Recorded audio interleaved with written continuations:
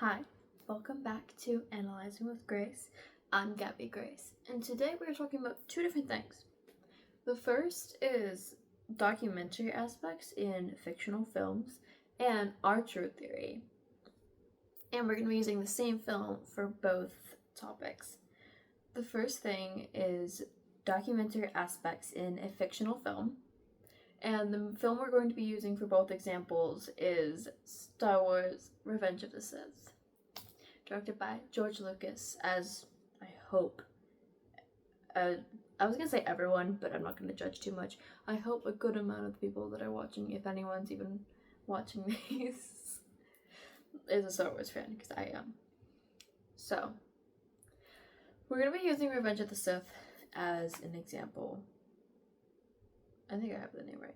I always mix up Revenge of the Sith and Rise of the Jedi for some reason. Because like the Rise and the Revenge. Anyways, episode 3 of Star Wars. We're going to be using that as an example for both things. And the first, like I said, is documentary aspects in fictional films. Which is not something that a person would normally think of. But they are very real and very there. It was an interesting topic for me to learn because I also wasn't someone that would think about things like that. But with the Star Wars films, especially episode 3, with our third, of the prequels, it's our third film, I see where my professor was going with this idea. And so what I have to say about it is a lot of documentary filmmaking focus on the wide environment. Especially what I'm about to say is a type of documentary filmmaking is called observational documentaries. It's basically like fly on the wall. Like the camera is there and watching, and there's no narrator, there's no interviews, the director is not involved in it at all. Like with some documentaries, the director can be asking questions, or they can be the main focal point, or you can see them as a side character, or they are in it in some way. Like the interviewer is not in this at all. Obviously, because it's a fictional film, so you're not really gonna have an interview-esque thing, except for the film Surf's Up, which is kind of an example because you get the interviews and everything with the different characters. But Revenge of the Sith is an example of observational filmmaking. The camera is just there. It is watching the characters in their own natural environment as they interact with each other and with the different scene elements. It's just there to capture everything and put it onto film. Which is interesting because Star Wars is obviously a space film. No doubt it's Star Wars. But it takes place in this otherworldly place. And normal documentaries like this, they're kind of do the same. Because observational documentaries are usually like nature or wildlife documentaries is an example of these, because you're just watching lizards or penguins or pandas in their natural environment.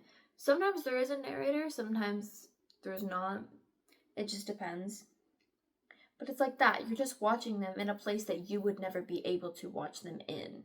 Which is very interesting comparing Star Wars to a penguin documentary, but it's really interesting to think about.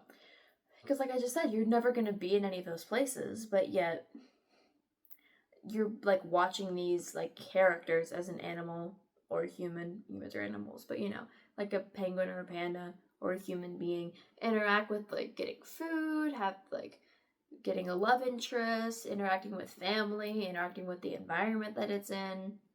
It's just something interesting to think about, because this is kind of goes with both topics. George Lucas does Star Wars, especially this film, in a way that he gets all of these wide shots of the environment, and then he gets medium shots of just the characters interacting in said environments.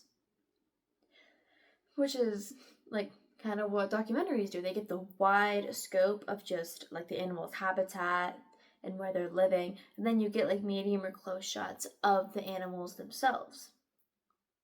So it's kind of something to think about further, and just something to further analyze if you would like to in your own time.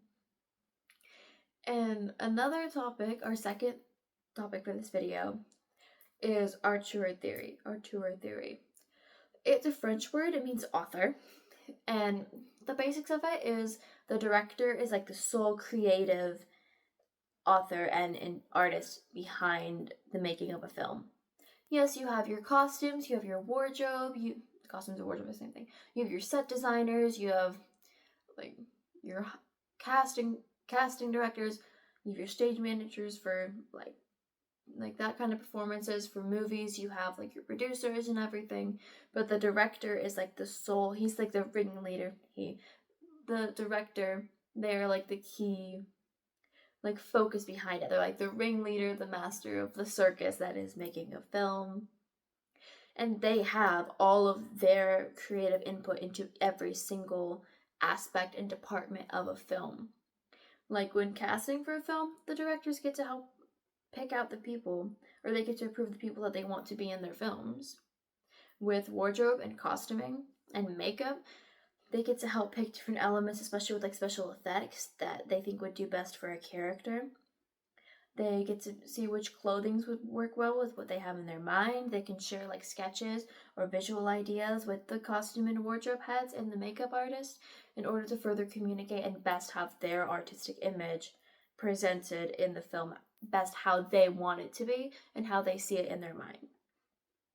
And with set designers, it's the same thing. With construction, with every single like head or department, the director is talking with them and making sure like, hey, these are my ideas, this is what I want this movie to be like. Can we work together? Can we make it a reality? Which is really cool that they get to have all of these things in their like control in a way. Like they're the sole creative director behind a film, which is kind of amazing. You get to see their ideas and their passions, their stories kind of come to life on a film screen, and especially behind the scenes of it all, it's kind of amazing. And I wanted to delve into like George Lucas in it because Star Wars is like so impactful for so many different generations, and like so many like families and couples and friends, so many communities have been built based off of it, and it's because of his artistic talent and his like visions being able to be put into reality on a film screen, made into movies, made into so many like 3 different little trilogies. I mean, that was before it got sold to Disney, but you know what I mean. Like the prequels and the core 3, like, and all of the movies, like all of his like Star Wars encompassed basically. It's just George Lucas's creative visions and his artistic design, like his design for making movies and making fun things to watch, like stories. He focuses on stories. And especially in our third film of the prequels, he focuses on the story of Anakin Skywalker as he deals with like good and evil, the light side and the dark side. You know, the typical Star Wars light versus dark, green, blue, and purple lightsabers versus red, all that jazz. He's like grappling with this like internal or like mental struggle and turmoil. He like betrays his wife and who he saw as a brother. He betrays all his friends, and he like goes into this other side of himself that no one else, even the audiences, never knew him to be before. Even though the prequels were made after the original 4, we knew Anakin Skywalker as Anakin Skywalker and not Darth Vader. But then this film, George Lucas kind of focuses on the transitioning point from how does this become this? Because so many in like the first couple films and in like this earlier series, you wonder, how does Anakin Skywalker become Darth Vader? And this film really shows how. It shows his like downward spiral and just how he changes. Like I said before, how our characters interact with their environment, with their loved ones, with their friends, with just everything around them in the scene and a set, in their like habitat of sorts. You kind of get to see how Anakin changes with that. And I feel like that's the thing that George Lucas wanted to focus on the most, was this element of his artistic storytelling, was to capture the emotions of the character and how they interacted with their environment and how it changed. Just showing even more like to the audiences that this is how it all happened. There's so many different things I've seen comparing Anakin and Darth Vader when you have to realize that they're the same person. And George Lucas kind of reminds us of that through his axis of auteur theory. He gets to do this. He has the ability, he has the power and the vision and all of that. He's communicating with the actors and everybody to put this story, this narrative on, I was gonna say on stage, but like on film and on a screen for people to see. And that's kind of the main things. And another little detail that George Lucas is known for with his transitions is the like little side sweep. And it's kind of seen like in the corners like this or along the sides is when you're changing from like one environment. It can be like a close up or it can be like a medium shot, and then it changes to like an like extreme wide shot of like the next environment of like a planet or a building, like structure, or it's like of spaceships, of like a spaceport or something. He's just known for those little like side sweep kind of transitions.